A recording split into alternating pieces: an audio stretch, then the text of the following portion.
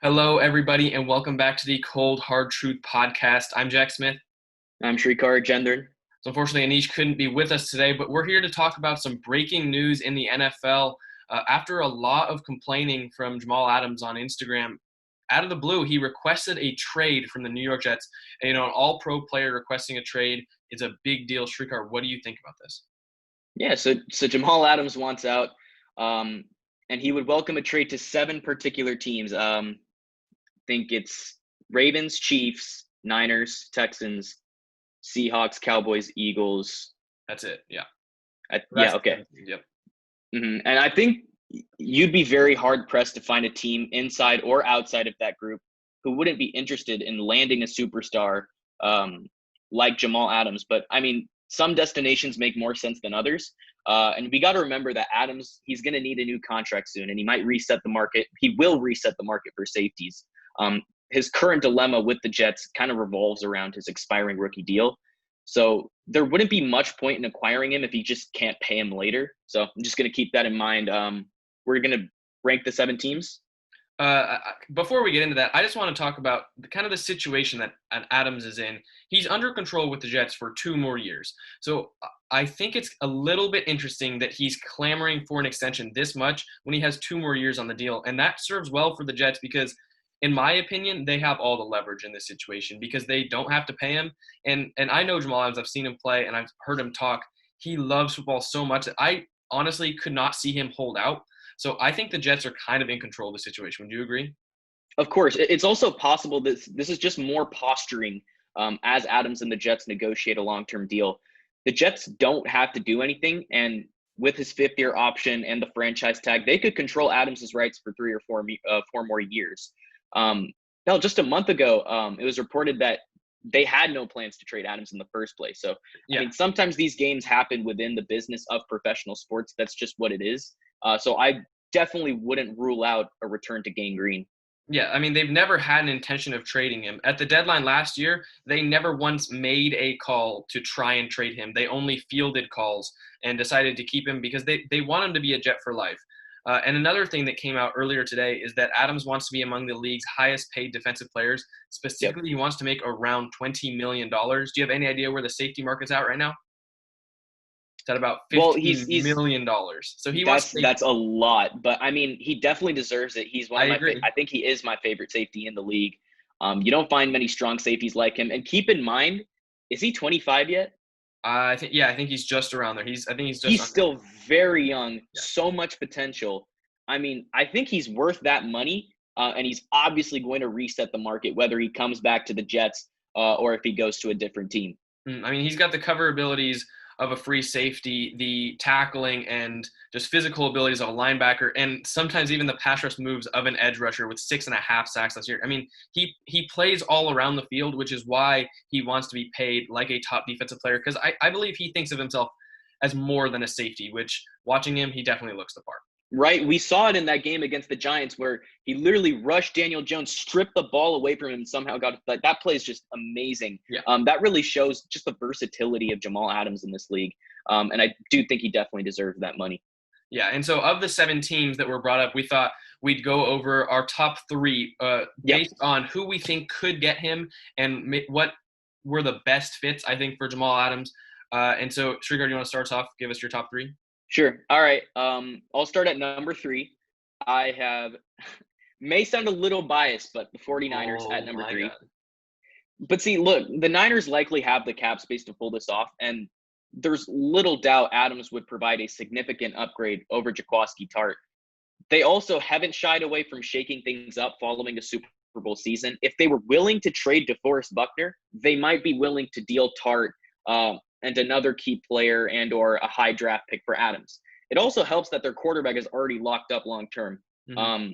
Although bills will soon come due for Trent Williams, Solomon Thomas, Richard Sherman, Kyle Juszczyk, all of whom are entering contract years. But considering they lack a 2021 third-round pick and will likely be stuck picking late in rounds 1 and 2, the price could be too steep for a team that might figure it already has the talent to win a Lombardi trophy without having to make huge sacrifices for Adams. Still, don't rule it out. I'm taking the Niners at 3 here. Yeah, I mean, for my third spot, I'm going with the other NFC West player on this or team on this list. I'm going to go with the Seattle Seahawks because I think we mentioned it in the free agency episode that the Seahawks, they just need, I think, one big piece on defense. Clowney wasn't it. They figured that out. And I think Jamal Adams could be. I think that Quandre Diggs would be a good pairing with Adams because I think he's an underrated safety. But I think that working with Pete Carroll and the players they have there, in Seattle, we've seen what great safeties can do with Cam Chancellor and Earl Thomas. I think Jamal Adams could go to Seattle. Who, honestly, if they get him, I'd pick them to win the NFC West. To be completely honest, because The I'm on the Seahawks, fence about it right now. But adding Jamal Adams, who I think is a generational talent at safety, could push that team over the top. so I had the Seahawks right under the Niners on my list. The Seahawks did acquire Jadeveon Clowney under somewhat similar circumstances last offseason, and they could start to reminisce about the Legion of Boom days and I guess make an impulsive move for Adams. But still, that's unlikely considering the team isn't even willing to pay Clowney to return. Mm-hmm. You know, he cost the Seahawks a pair of players and a day 2 draft pick a year ago and could really help the front seven. But I mean, a fiscally conservative front office, they played hardball with them anyway. Right, It'd but be odd if they I think that's honestly because of production. I'm not sure they were happy with his production. I also think the see hit on if you're not willing to pay Clowney, what makes you think they're going to pay Adams? okay, Adams is an All-Pro player. Clowney had like 2 sacks. So I mean, I'm just talking about financially. yeah, I guess that is true. But um, Adams has said that if he does go to a new team, he will not immediately require a contract extension, which I think that's the part as a Jets fan that makes me upset. Because if Adams wants to be paid so badly by the Jets now that and they don't give it to him, that he requests a trade, but now if he goes to a new team, he's not gonna want them to immediately pay him.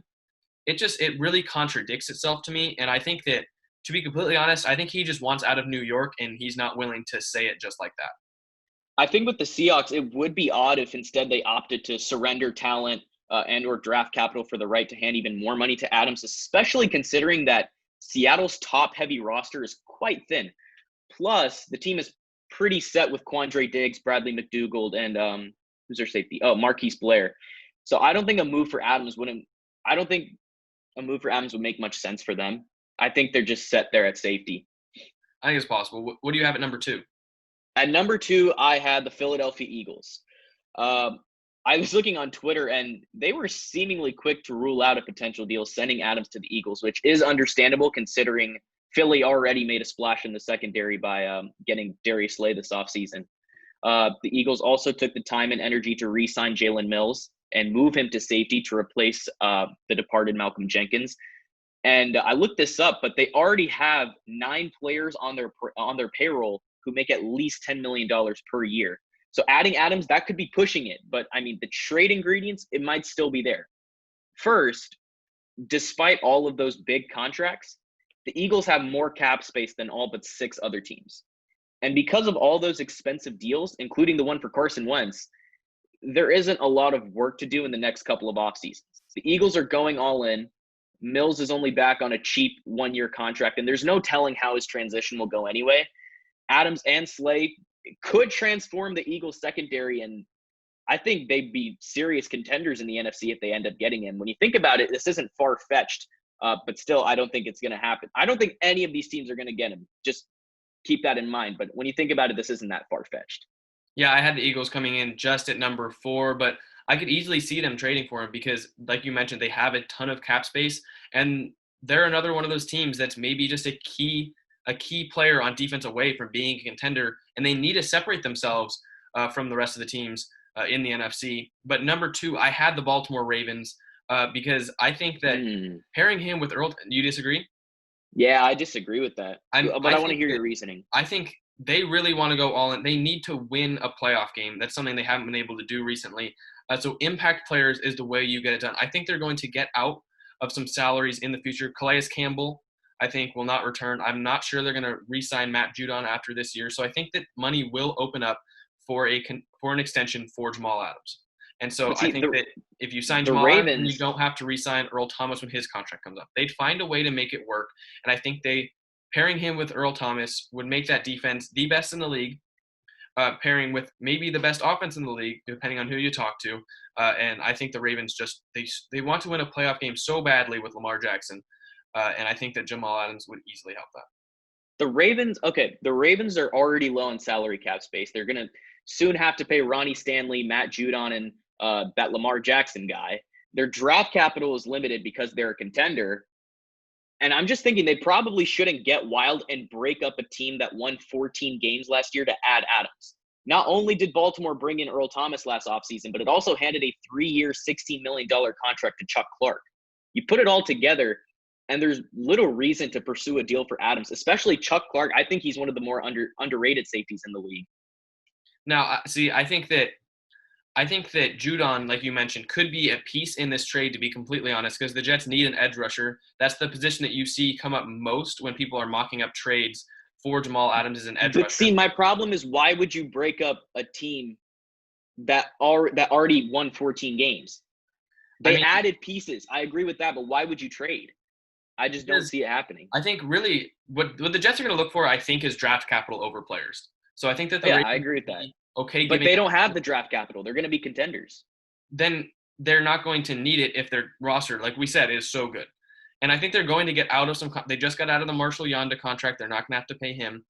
I think that they're going to get out of the Calais Campbell contract when he retires. I think that if you sign Jamal or trade for Jamal Adams, you do not have to re-sign Earl Thomas or re-sign Chuck Clark. I just think that the Ravens need to win now while they still have this core of players, and adding Adams would make that so much easier.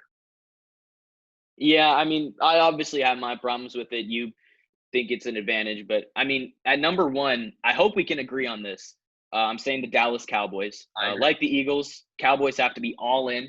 They have 3 players making at least $20 million per year, and Jerry Jones, he's got to be running out of patience at this point. He's fallen short of the NFC Championship for a 24th consecutive year. Dallas was interested in acquiring Earl Thomas before he landed in Baltimore last year. And even with HaHa Clinton-Dix joining Xavier Woods this offseason, they're not stacked at safety. No. Plus, both Clinton-Dix and Woods are better suited as free safeties. I think we can both agree with that. Yeah. Adams is more of a strong safety. And he's from Texas. But even so, this is far from a lock. Only 9 teams have less cap space than the Cowboys. And I think lifelong term will only become more expensive if and when they sign Dak Prescott to a new deal. Apparently, they lost out on Earl Thomas because they weren't willing to pay up. And it's worth noting that they haven't invested much draft or financial capital into that position in recent years.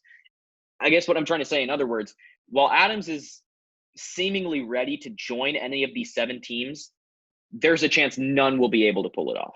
So that's a big chance. That's what I think. I honestly believe that they will not get a tremendous chance to pay up for Jamal Adams, because I honestly don't think the Jets will want to move him.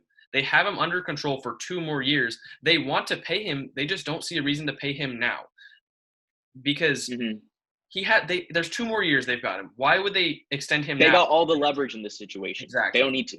They have him under team control for 2 years. It's like, why would you pay 17 when you can pay 3.5? Exactly. It's just common sense there. I think some long shots that aren't on the list, some honorable mentions. The Cleveland Browns, for one. It's easy to see why Adams might not be fired up about a team that hasn't won a playoff game in his lifetime, but Cleveland has the talent to take off, and they also lead the league in cap space. They could use help at safety.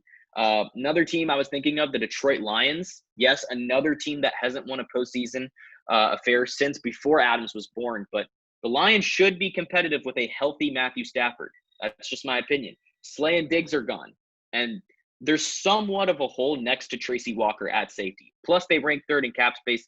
I think that would make sense too, but of course not on Adams' list. 3rd team I had in mind, the Tennessee Titans, because they're in win now mode. After you go to the AFC Championship game, you got plenty of cap space. Adams would be a massive upgrade over Kenny Vaccaro. It's not a sexy destination, but it makes sense. And I could see why he didn't put these 3 teams on his list, because they just don't stick out compared to the rest. But, I mean, these are some good honorable mentions. I feel like these guys would be good fits for him too. I think that of all the teams that he put on the list were contenders, except possibly the Houston Texans. But I guarantee you he put that team on his list because he's from Texas. And so he'd love to play in Houston. But the other 6 teams, they could find their way to the Super Bowl this year, which is he's said that he wants to win. He's a winner at heart, and he just doesn't see – I don't think he thinks he can do that in New York this year or maybe next year. So he wants to get paid, and he wants to win. That's, I think, the biggest part. Another couple honorable mentions I wanted to bring up were the Indianapolis Colts to pair along with Malik Hooker. I think that'd be a pretty good that's good safety. Pretty good safety tandem, but also the Buccaneers, because they are a contender that he didn't have on his list. It was actually just reported that he'd love to play in the Buccaneers system. So I'd agree with that too. Yeah, I think that team, that also makes a lot of sense because they've shown they want to win now. Tom Brady, Gronkowski, and now they've got Tristan Wirfs on the O-line. They're really just maybe a safety away on defense too, with a great D-line and a great linebacker duo. So adding Jamal Adams could make that defense elite. And don't get me wrong, that Buccaneers offense is really good, but their defense still needs work, especially the secondary. So I could definitely see that happening. And with all those young corners that they have in Tampa Bay, having an elite safety over the top to help out would, I think, dramatically affect their growth as players. And I think another thing that helps the Buccaneers case, Todd Bowles is in Tampa as the defensive coordinator, his former head coach. So, I mean, that'd be a perfect system for him. So that could make sense. Yeah. He would definitely know how to use him. I think that's a team I forgot to put on my list. I should have put him on. Well, I mean, the fact that they were not one of the 7 original teams surprised me a little bit. And honestly, I think that might be because of Bowles, because Adams was vocal that he wasn't a huge fan of Bowles. And especially towards the end, he wanted them to win, and Bowles simply wasn't doing that. So there could be some animosity between the two. It's true. I don't think that the Jets are going to trade him. To be completely blunt, I agree with you. Honestly, I don't think they're going to move him. And Adams does not strike me as the player that's going to hold out, because I think it would kill him not to be on that field, to be completely honest. I think some of the other players have been threatening it, and Le'Veon Bell actually did it, so did Melvin Gordon. But I don't think Jamal Adams could watch the entire season and not be on the field, knowing completely well that he could be if he wanted to. And I may have said this in a previous episode, but I think it's just his father and his story about how he didn't get his money and his whole career. He had a promising career, but it's just derailed by injuries. He doesn't want to go down that same path. So I could understand for him, and I could say, sure, you deserve your money.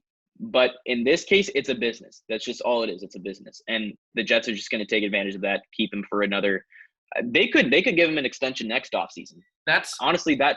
I think that might be the move. He gets paid, I think it's $3.5 million this year and around $9 million next year on his 5th-year option. So to me, it strikes me as a little bit greedy that he wants to get paid $20 million starting this year when he's still under team control on his rookie deal for 2 more years. So it's greedy, but there's a reason. He deserves the money. Don't get me wrong. He deserves the money, but I think the Jets just want to wait a little bit, especially with the uncertainty of the cap following the COVID. The cap ramifications, all that stuff. Mm-hmm. I just think they're a little bit scared to pay him during this uncertain time right now, and they just want to wait it out. They want him to be a Jet for life, and I don't know if he's patient enough to keep that. But they also have not allowed his agent to speak to other teams. So it's obvious they do not want to trade him. And bold prediction right now that I'm going to make, he will not be traded. Yeah, I'm going to agree with you. I mean, now it's just a waiting game. Just wait and see if he gets traded or not. I'm going to agree with your prediction, though. I think the Jets have all the leverage, and they're going to keep him here. Obviously, it's great for people to see NFL news at this time that we really haven't been getting a ton of news. Not me, obviously, as a Jets fan. This kind of sucked to look up at my phone and see you guys making fun of me about it. But trading an all-pro player would send waves across the league and could affect Super Bowl predictions among many because of the contenders that he would like to go to. So Jamal Adams is a great player, and if they trade him, it would be huge. So we'll see what happens. But right now, I think we both agree it looks like he's not going to be traded by the New York Jets. Mm-hmm. Yep, that's the prediction. So thank you guys so much for listening to this episode, an episode of Breaking News. If you guys are listening on Apple Podcasts or Spotify, please leave us a 5-star rating. And if you're on YouTube, subscribe and leave a comment down below saying if you think Jamal Adams will be traded and where do you think he'll go. Thank you guys so much for watching, and we'll see you next time.